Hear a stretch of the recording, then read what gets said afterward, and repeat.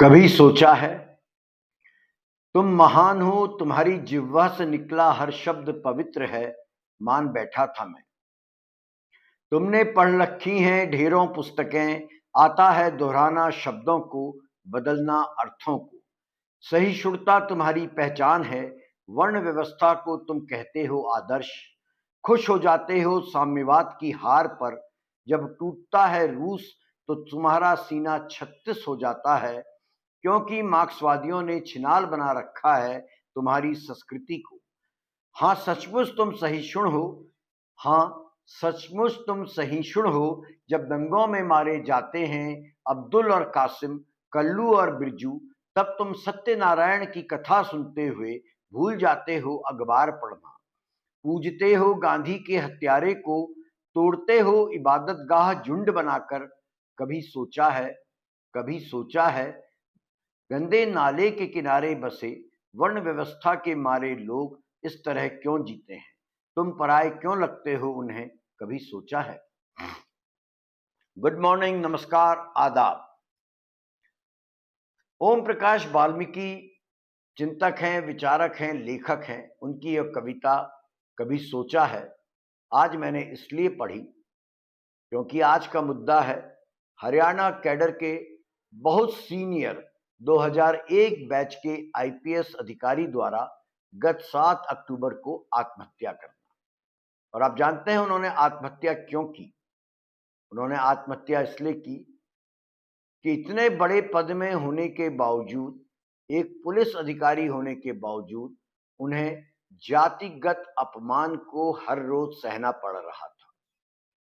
जरा सोचिए, उनके दर्द को समझने का प्रयास कीजिए कि इंडियन पुलिस सर्विस का एक ऑफिसर, इतने बड़े पद में बैठा एक ऑफिसर, किस कदर पीड़ित रहा होगा, किस कदर दुखी होगा, उसकी मानसिक स्थिति क्या होगी कि उसे अंततः आत्महत्या करने के लिए मजबूर होना पड़ा।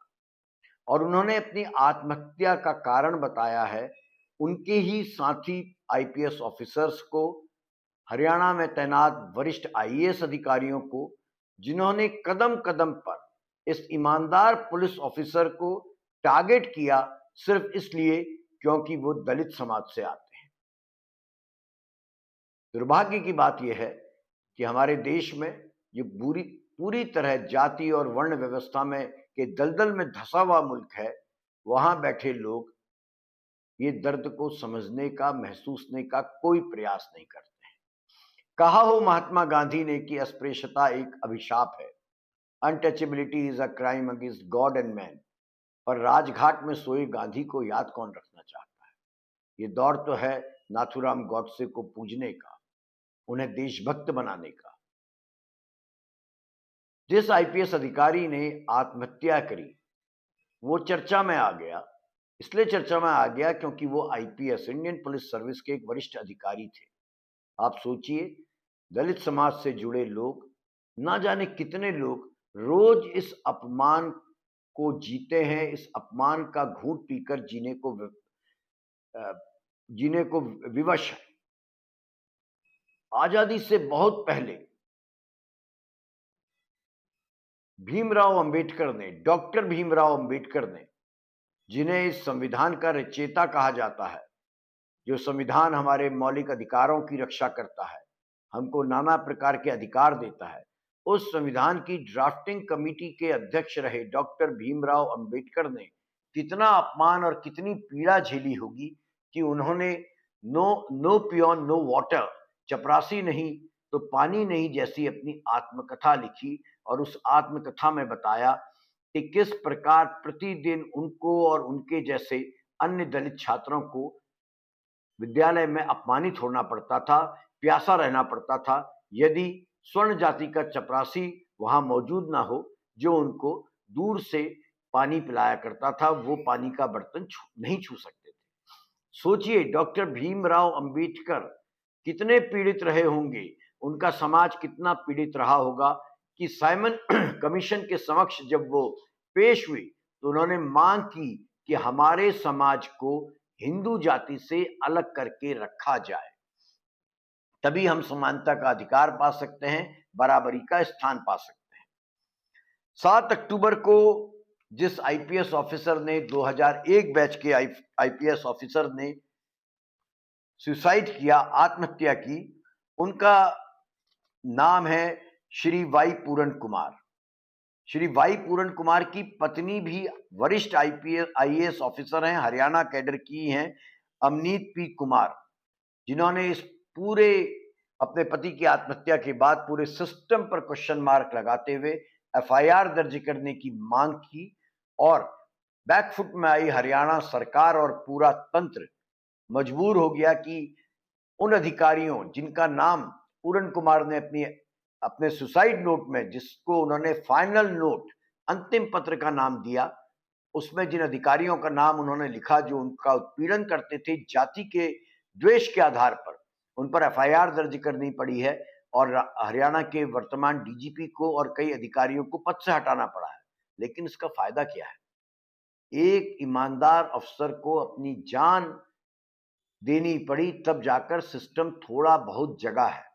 और आप मान के चलिएगा, अभी तो ये ताजा मामला है, इसलिए सरकार ने ये दिखाते हुए कि वो कितनी संवेदनशील है, सिटिंग डीजीपी को हरियाणा में हटाया, लेकिन इस पूरे मामले को अंततः दबा दिया जाएगा, ये मेरा मानना है, क्योंकि ऐसे मामले अक्सर दबा ही दिए जाते हैं जब हो हल्ला समाप्त हो जाता है।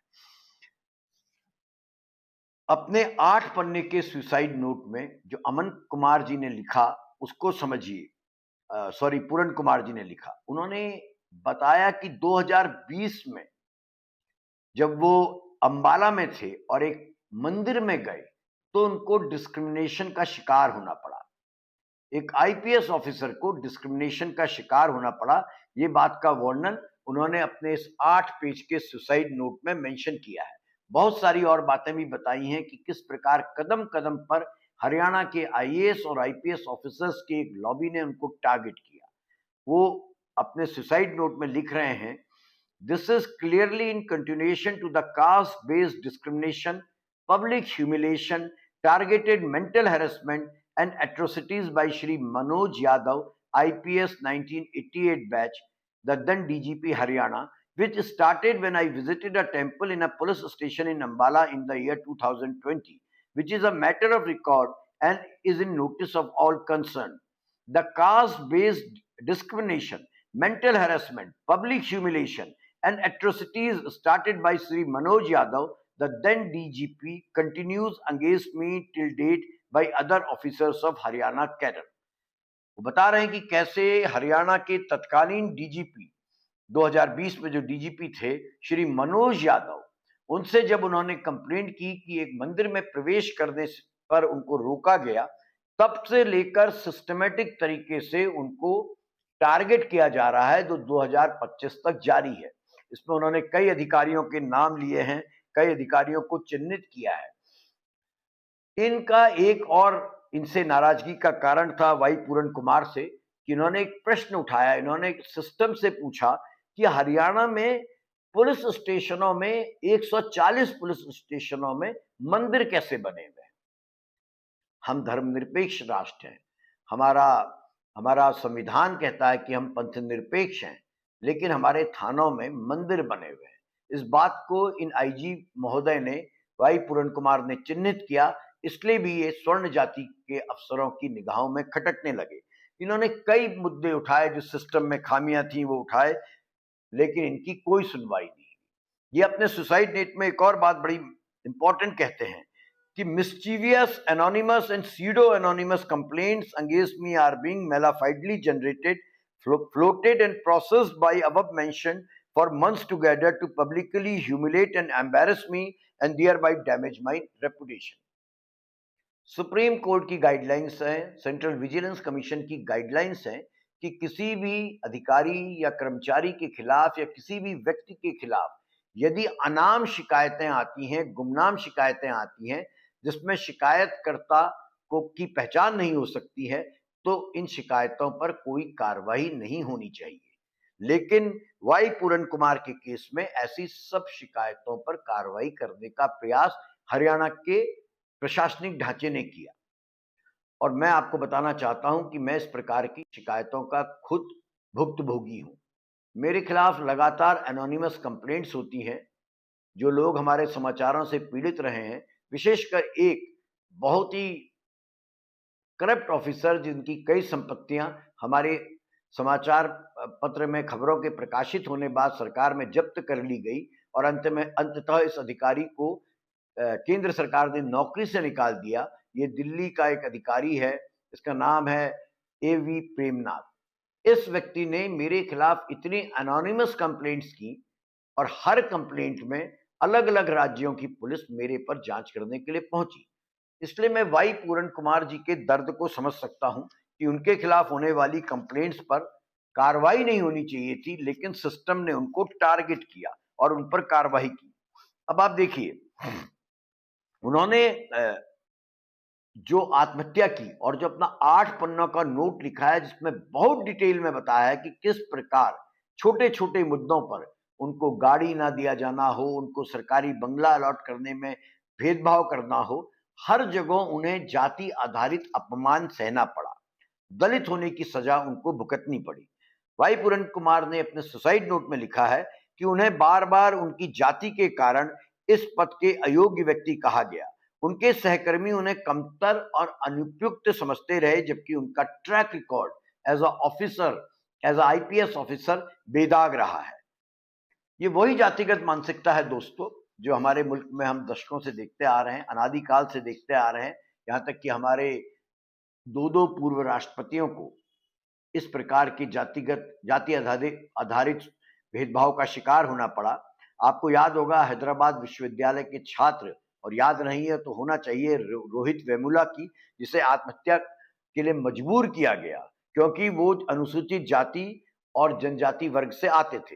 रोहित वेमुला ने भी अपने आखिरी पत्र में, लास्ट नोट में क्या लिखा था आपको याद है? उन्होंने लिखा था, मेरी मौत के लिए किसी को जिम्मेदार न ठहराएं, यह मेरे जन्म की दुखद घटना है। कितना योग्य छात्र था रोहित वेमुला, उसने कितने कष्ट सहे होंगे कि उसको लिखना पड़ा कि किसी को जिम्मेदार न ठहराएं, यह मेरे जन्म की दुखद घटना है। और दुखद घटना क्या है कि मैं एक नीच जाति में पैदा हुआ हूं। हरियाणा पुलिस, जो कानून समानता और न्याय की प्रहरी कही जाती है, हर जगह की पुलिस को कानून समानता और न्याय का प्रहरी कहा जाता है, वहां एक वरिष्ठ अधिकारी को जातिगत अपमान झेलना पड़े तो यह विडंबना नहीं है, यह संविधान का उल्लंघन है, संविधान की आत्मा के साथ पर प्रहार है। आप याद कीजिए, संविधान के अनुच्छेद 15 और 16 को, जो नागरिकों को समानता और भेदभाव से मुक्ति का अधिकार देता है। लेकिन क्या हमारा संविधान, जिसकी ड्राफ्टिंग कमेटी के चेयरमैन स्वयं एक दलित थे, डॉक्टर भीमराव अंबेडकर, उन्होंने जो हमें संविधान दिया है, वो संविधान क्या वास्तव में स्वर्ण जातियों द्वारा या इस सिस्टम द्वारा माना जाता है? वाई पूरन कुमार ने अपने सुसाइड नोट में बहुत डिटेल में बताया कि उन पर जासूसी की जाती थी, उनके कार्यालय पर निगरानी की जाती थी, उनके फोन ट्रैक किए जाते थे और उनके परिवार को भी प्रताड़ित किया जाता था। ये वाई पूरन कुमार वो हैं जिनकी पत्नी स्वयं 2001 बैच की सीनियर आईएएस ऑफिसर हैं। उनकी हर शिकायत को विचाराधीन या गंभीरता से जांच की जा रही है, यह कहकर ठंडे बस्ते में डाल दिया जाता था। यह स्पष्ट करता है, रोहित वेमुला से लेकर वाई पूरन कुमार की आत्महत्या यह स्पष्ट करती है, साबित करती है कि भारतीय समाज में जाति आधारित उत्पीड़न के मामले किसी वर्ग या किसी संस्थान तक सीमित नहीं है।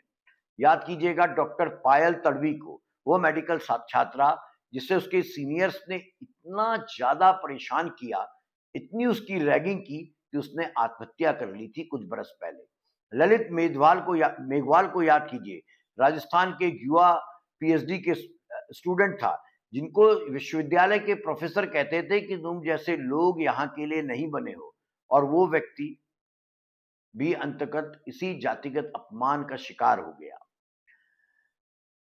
ये अच्छा है कि ये इनकी पत्नी, वाई पूरन कुमार की पत्नी रोई नहीं, चिल्लाई नहीं। वो जापान दौरे पर थी जब उनके पति ने आत्महत्या करी 7 अक्टूबर को। हरियाणा के मुख्यमंत्री नायब सैनी एक डेलीगेशन लेकर जापान यात्रा पर थे। उनकी पत्नी, वाई पूरन कुमार की पत्नी वापस लौट आई और उन्होंने अपने पति के का पोस्टमार्टम नहीं होने दिया। इनका नाम है अमनीत पी कुमार, श्रीमती अमनीत पी कुमार।